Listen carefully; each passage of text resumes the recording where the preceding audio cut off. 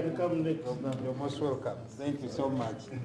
I think you're very lucky that you're beginning your term with a big project, which is for the young people. AFCON 2027, we are here for the training pitch, Makerere University. Yes. So thank you so much. Thank you. Thank you so much, Professor.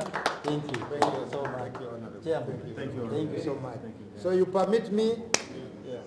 I was meant to be here tomorrow, Professor. Let me try my best. I'm told there's an activity they wanted me to flag off tomorrow. Yes. Yeah, tomorrow. What time? 9. Let me try my best. I hope it doesn't rain again. But it's at night.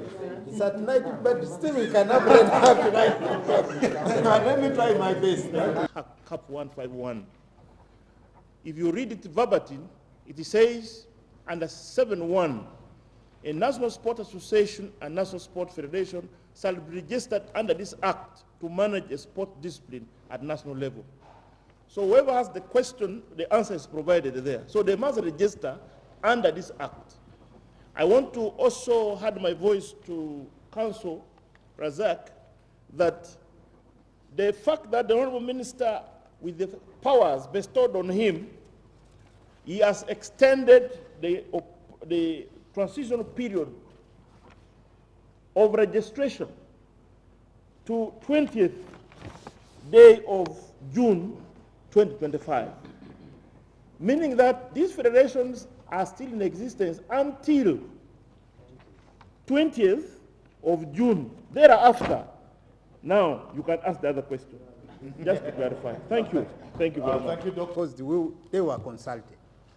In coming up with this law, there was an extensive consultation which were given to all of us. And all stakeholders agreed into what we have, what we came up with, and now that we have the law in place, what I expect from all of us is to allow the law to work so that we have, like if you had in my statement, a well-structured, governed sports in Uganda. Now, to go to what you've just brought forward, first of all, I want to reiterate. We have, according to the Act, one federation or association. We will never have two. In boxing, we all know that there's amateur and professional, but all under one boxing federation or association. So whatever is happening, I ask the chairman of council and the general secretary to harmonize, but what I cannot accept is to have one professional boxing assume that they are a federation or association. No, they remain under one body, and that's the law.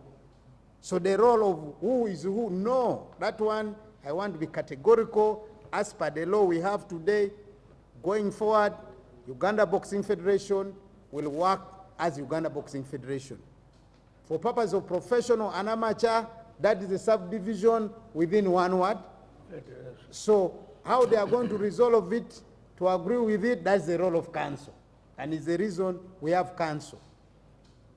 The other issue, which again I think you brought forward, was on the issue of, the other question which I recall off cuff was on the issue of what?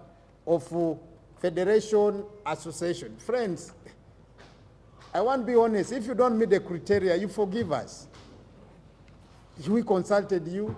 We are only here now to begin to execute the laws, because the truth is we also want a governed sports body. And you can imagine we have been with that law from 1964 to which date now, which I want to say, maybe up to the commencement date, up to, no, we have been operating that law for almost 50 years. The world has evolved, and particularly the sports sector is so dynamic and keeps on changing every day. So I want to request our good friends out there, we thank you, and I want to ask the General Secretary and the entire chairperson of council and commissioner here, we must come out to go and explain this law to the public so that the public appreciates what we are talking about. For instance, like the council said there, you are a promoter of sport, you are an agent of sport, we are what again? So all this, we want to have them registered. So we can't allow you to operate when we don't know where your address is and who you are. So this is the law as of now.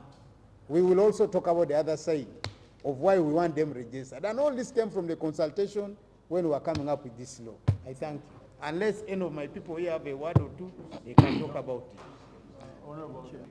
To have for its citizens. And the minister is the one with the powers to allow a new sports discipline or one that continues to be in a country to be a sports discipline. So there are 50 sports disciplines. So that is very different from the sports federations. The law first clears out what Uganda as a country will participate in as far as sports is concerned. Then later on, that's when it addresses that body, which I may say independent body, which body or what body that government entrusts with promoting that sport, and at what level, whether it meets a threshold of a federation or it just meets a threshold of an association. So those are two different things. Uganda chooses which sports disciplines it as a country or us as a country want to participate in, and those are clear. But you failing, or as an entity failing to measure up as a federation, does not mean that Uganda will not have that as a sport. We will not strike that one off. What it means is, you need to work if you still have to get registered, or if there's another body that is ready to meet the threshold, then. But the law is also clear that it allows for transition of the existing federation and sports associations to measure up to what has now been cleared up in the SI instrument, to show you how you could now be registered as a national sports association or federation. So our hope is that all the national sports associations and federations that have been operating should be able to measure up. But also what the law is trying to prohibit, in a sense, is that you register as an association or federation and stop promoting the sport. You stay around Kampala, you don't go to the extents of the country to tap the talent, and also for to allow the Ugandans in the different corners of the country to enjoy the benefits of participating in the different sports disciplines that Uganda has chosen as its sports discipline.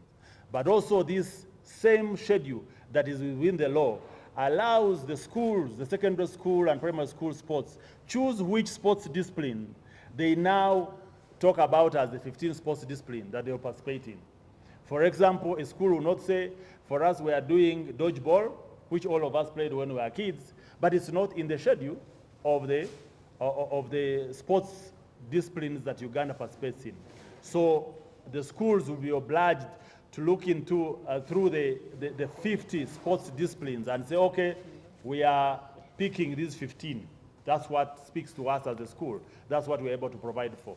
And there's also that other aspect of secondary school and primary school sports. So I wanted to clarify, because more often than not, Honorable Minister, we see these sports leaders go out there and say, this sports is going to die in the country.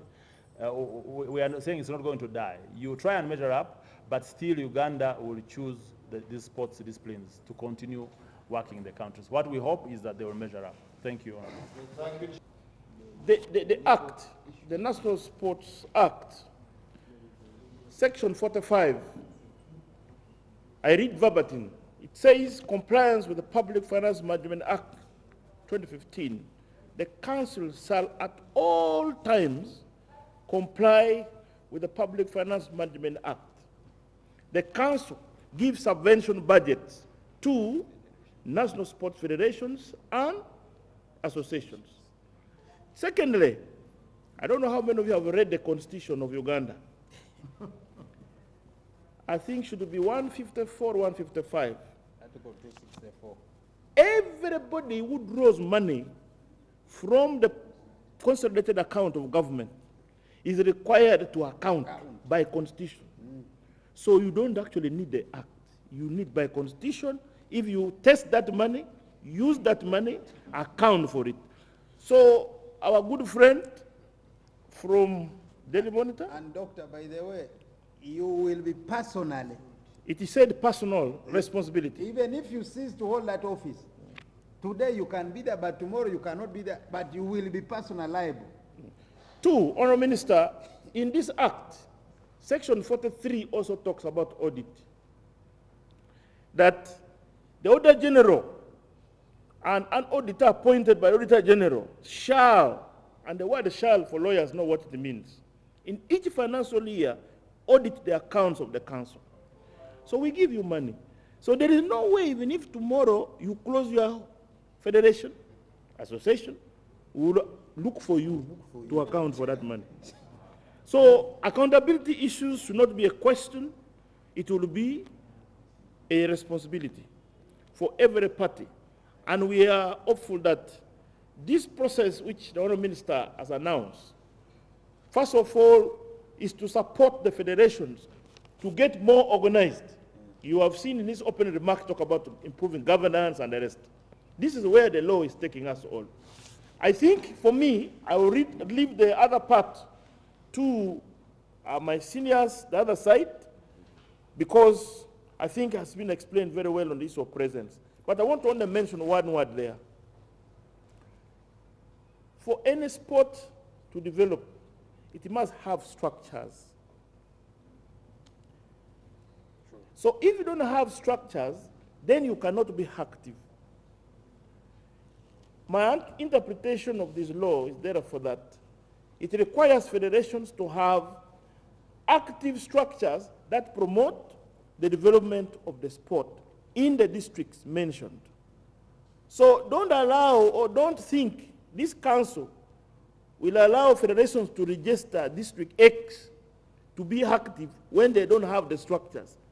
And I know the council will guide us better to ensure that we physically go there and confirm from the district authorities, the RDC, the district COW, the LC5, the DEO, the sports officer, whether that sport is active in their district. We would require documentations. So we are talking about realities, that you are not sending us documents when on the ground there is no sport activity taking place. I think that is the point the law is emphasizing, active.